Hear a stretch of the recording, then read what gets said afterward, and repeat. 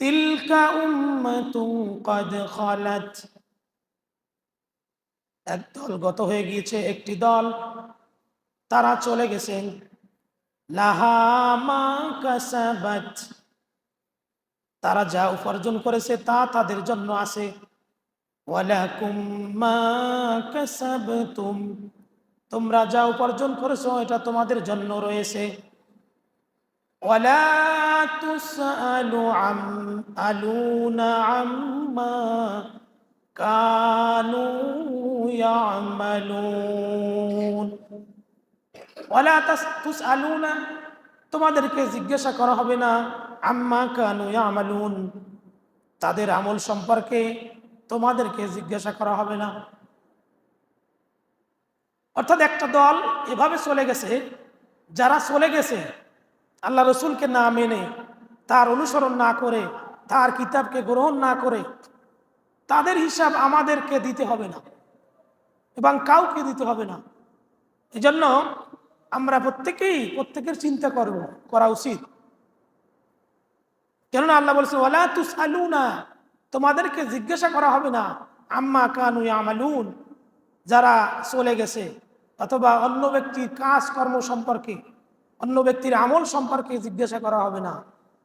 আজ আমরা মুসলমানরা দলে দলে বিভক্ত, এই দল ওই দল রে কয় কাফের, অথচ প্রত্যেকেই মুসলমান। যার কাছে কালিমা আছে ওই ব্যক্তিই মুসলমান, কিন্তু তার আমলের ত্রুটি থাকলে আমলের উপর আল্লাহ তাআলা বিচার করবেন। কালিমাওয়ালা মুসলমান যদি তার আমলে নামাজ রোজা নাও থাকে, সে ব্যক্তি যদি আল্লাহকে মানে, পরকালকে বিশ্বাস করে, রসুলকে বিশ্বাস করে, নবীদের কিতাবকে বিশ্বাস করে, তাহলে সে কাফের হবে না, কিন্তু সে গুনাহগার হবে, গুনাহ করতেছে, কবিরা গুনাহ। কিন্তু এই জন্য একজন মুসলমান আর একজন মুসলমানকে কাফের বলা সমীচীন নয়। এটা কখনো বলা যাবে না যে তুই কাফের। এই অবস্থা আমাদের আছে, আমরা দলে দলে বিভক্ত হয়েছি। এই সম্পর্কে আল্লাহ তাআলা জিজ্ঞাসা করবেন, তোমরা কেন দলে দলে বিভক্ত হয়েছো? হাক্কা তুকাতিহি ওয়ালা তামুতুন্না ইল্লা ওয়া আনতুম মুসলিমুন।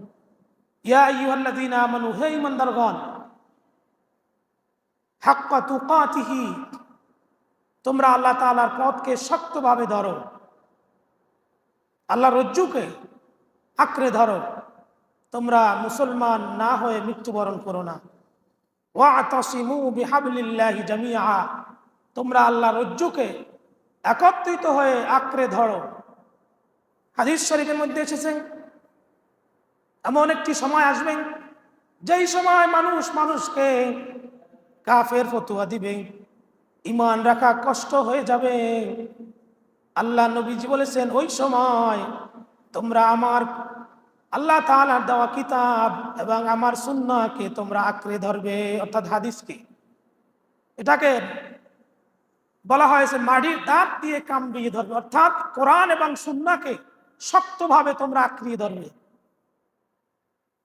ওয়াকালু কুনু হুদান আও নাসারা তাহতাদু, ওরা বলে, ইহুদিরা বলে, কুনু, তোমরা হয়ে যাও, হুদা, ইহুদি হয়ে যাও, আও নাসারা, এবং নাসারা বলে তোমরা খ্রিস্টান হয়ে যাও, তাহতাদু, তাহলে তোমরা সঠিক পথ পাবে। এটা থেকে আমাদের শিক্ষা, আমাদের মধ্যে যারা তরিকায় বিভক্ত হয়েছেন, আল্লাহর তরিকা হলো একটা, বিভিন্ন তরিকা যারা ভাগ করেছেন, বিভিন্ন তরিকায় যারা ছড়িয়ে ছিটিয়ে আলাদা আলাদা তরিকা বানিয়ে নিয়েছেন, এই ইহুদি খ্রিস্টানদের মতো তাদের বক্তব্য এরকম। তারাও বলে আমরা ভালো, ওরা বলে ওরা ভালো, ওরা বলে আমরা সঠিক পথে আছি, তারা বলে আমরা সঠিক পথে আছি। অথচ আল্লাহ তাআলা বলে দিয়েছেন কে সঠিক পথে। কুল বাল মিল্লাতা ইব্রাহিম হানিফা, হে রাসূল আপনি তাদেরকে বলে দিন, তোমরা ইব্রাহিম আলাইহিস সালামের ধর্মই হলো, দিন হলো খাঁটি ধর্ম। ইব্রাহিম নবী যেই দিন দিয়ে গেছেন, যেই ইসলাম দিয়ে গেছেন, এইটা হলো সবচাইতে প্রিয় ইসলাম, প্রিয় ধর্ম, প্রিয় খাঁটি ধর্ম। ওয়ামা কানা মিনাল মুশরিকিন। এবং ইব্রাহিম নবী বলেছিলেন তিনি মুশরিকদের অন্তর্ভুক্ত ছিলেন না। নবম হিজরিতে, হিজরতের 9তম বছর, আল্লাহ রসুলের কাছে নাজরান থেকে কিছু ইহুদিরা আসলো, কিছু খ্রিস্টান এসেছিল। তারা রাসূলুল্লাহ সাল্লাল্লাহু আলাইহি ওয়াসাল্লামকে বললেন, মদিনার ইহুদিরা নতুন মুসলমানদেরকে বলেছিল, তোমরা মুহাম্মদ সাল্লাল্লাহু আলাইহি ওয়াসাল্লামের দ্বীনের উপর ঈমান এনেছো, তোমরা খ্রিস্টান হয়ে যাও, তোমরা ইহুদি হয়ে যাও, এটাই প্রকৃত ধর্ম, এটাই ইসলাম। তখন আল্লাহ তাআলা এই আয়াত নাজিল করেন যে ইব্রাহিম আলাইহিস সালামের দ্বীন হচ্ছে খাঁটি দ্বীন, খাঁটি ইসলাম। আর ইহুদি, তোমরা যে ইসলামের কথা বলো, তোমাদের তো ঈমান নেই। এক নবী থেকে অন্য নবী আসা পর্যন্ত আসমানি কিতাব রহিত হয়ে যায়, তার বিধান মওকুফ করা হয়। মুহাম্মদ সাল্লাল্লাহু আলাইহি ওয়াসাল্লাম আসার পরে কোনো কিতাব চলবে না কোরআন ছাড়া। আসমানি সকল কিতাবগুলো বিশ্বাস করতে হবে, কিন্তু হুকুম, আইন কানুন মানতে হবে কোরআনের। এজন্য মুহাম্মদ সাল্লাল্লাহু আলাইহি ওয়াসাল্লামকে যারা নবী বলে মেনে নেন নাই, তারা ঈমানদার নয়। এবং ইহুদিরা বলেছিল উযাইর আলাইহিস সালাম আল্লাহর পুত্র, এবং খ্রিস্টানরা বলেছিল ঈসা আলাইহিস সালাম আল্লাহর পুত্র। আল্লাহর সাথে যদি কাউকে শরীক করা হয়, কেউ কোনো ব্যক্তি করে, তাহলে ওই ব্যক্তির, ওই দলের ঈমান থাকবে না, তারা মুশরিক হয়ে যায়।